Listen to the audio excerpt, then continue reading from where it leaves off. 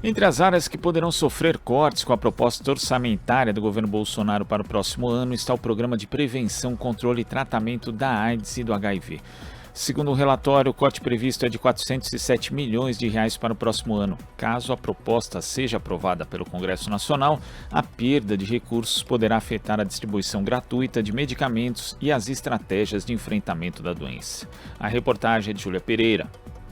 Um relatório produzido pelo Instituto de Estudos para Políticas de Saúde e pela Associação Filantrópica Humane mostra que a proposta de orçamento para 2023, entregue pelo governo Bolsonaro à Câmara dos Deputados, prevê um corte de 3,3 bilhões de reais no Ministério da Saúde. Entre os 12 programas da pasta atingidos pela redução, está o de prevenção, controle e tratamento de AIDS, HIV, hepatites virais e outras doenças sexualmente transmissíveis, que poderá perder 407 milhões de reais no ano que vem. No último dia 21, ativistas, representantes de ONGs e pessoas que vivem com HIV e AIDS ocuparam a escadaria do Teatro Municipal de São Paulo em protesto contra esses cortes. O ato recebeu o apoio da Agência AIDS, portal de notícias que desde 2003 se dedica à divulgação de informações e dados sobre o assunto. A diretora da agência e ativista Roseli Tardelli espera que os cortes sejam revistos pelo governo do presidente eleito, Luiz Inácio Lula da Silva. Ela explica que a redução dos recursos poderá afetar a compra de medicamentos antirretrovirais, que inibem a multiplicação do HIV. O corte orçamentário também poderá afetar as estratégias de enfrentamento ao vírus, como a distribuição de preservativos, testagem e campanhas informativas. Se isso for levado a cabo, as ações de prevenção, as ações de insumo, a PrEP, a profilaxia pré-exposição, a TEP, a profilaxia pós-exposição, a mandala da prevenção, o Brasil trabalha com a mandala de prevenção voltada para questões do HIV e da AIDS, das ISTs, das infecções sexualmente transmissíveis, poderá ser afetada. Eu espero que o novo governo, eu espero que o presidente Lula, que sempre teve um olhar, eu diria, mais sensível, mais presente para a questão do HIV e da AIDS, possa rever. Os possíveis cortes podem afastar ainda mais o Brasil da posição que já ocupou um dia, como referência mundial na prevenção e tratamento do HIV e da AIDS. O Sistema Único de Saúde começou a distribuir medicamentos antirretrovirais de forma gratuita em 1991. 8 anos depois, as mortes de pessoas com AIDS caíram para 50%. E as infecções oportunistas contraídas pelos soropositivos reduziram 80%. Foi nessa época que o ativista e empreendedor social Américo Nunes iniciou o tratamento. Ele recebeu o diagnóstico positivo para HIV em 1988, mas iniciou o uso dos medicamentos antirretrovirais cerca de 10 anos depois, quando ouviu do médico que a carga viral no organismo já estava alta.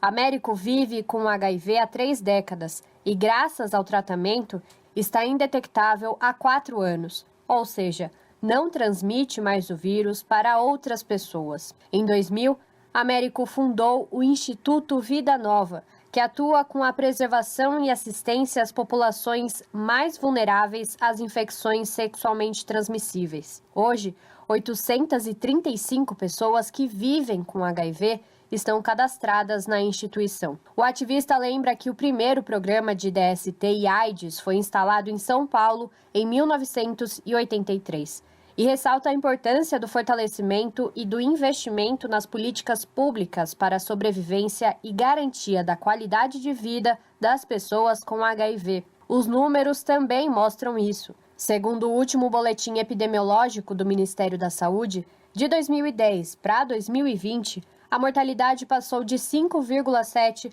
para 4 óbitos de pessoas com AIDS por 100 mil habitantes. Os casos da doença também têm reduzido no país desde 2013. Naquele ano, foram registrados 43 mil casos. Já em 2020, essa taxa passou para 29 mil. A importância ela se dá quando é instalado, na cidade de São Paulo, o primeiro programa de ST-AIDS. Não era só a medicação, porque aí começava a tratar o paciente, né, enquanto a sua necessidade, né, de suporte psicológico, né, de outras intercorrências, de outras comorbidades, com infecção HIV, tuberculose, né, então começou a ter um tratamento multidisciplinar, né, serviço social, né, então isso fez toda a diferença. No próximo dia 22, organizações que atuam com a causa anti-AIDS e HIV irão se reunir em São Paulo para redigir uma carta ao presidente eleito, Lula,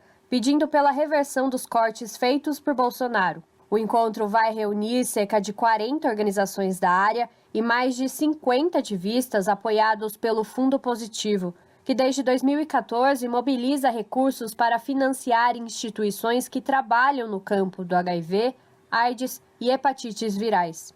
Hélida Miranda, coordenadora de projetos da organização, acredita que a carta produzida pelas entidades deverá apontar não apenas para a reversão do corte de verbas, como também para a necessidade de manutenção do programa de prevenção e tratamento de AIDS e HIV. Eu acredito que as principais demandas que as organizações vão apontar é garantir o teste rápido, né, o diagnóstico, né, os insumos de prevenção, as campanhas de comunicação. E a carta ela vai nesse sentido, de direcionar, né, o governo nesse sentido, da importância da manutenção do programa de AIDS, dos princípios e diretrizes norteadores, né, a garantia, né, do acesso aos insumos de prevenção, a adesão ao tratamento, ao diagnóstico. Sobre os cortes previstos pela proposta orçamentária do governo Bolsonaro, o Ministério da Saúde diz que o programa de prevenção, controle e tratamento da AIDS e HIV não será afetado e que a pasta buscará negociações com o Congresso Nacional para que a área seja preservada. Júlia Pereira, Rádio Brasil Atual e TVT. Você está ouvindo Jornal Brasil Atual. As notícias que os outros não dão.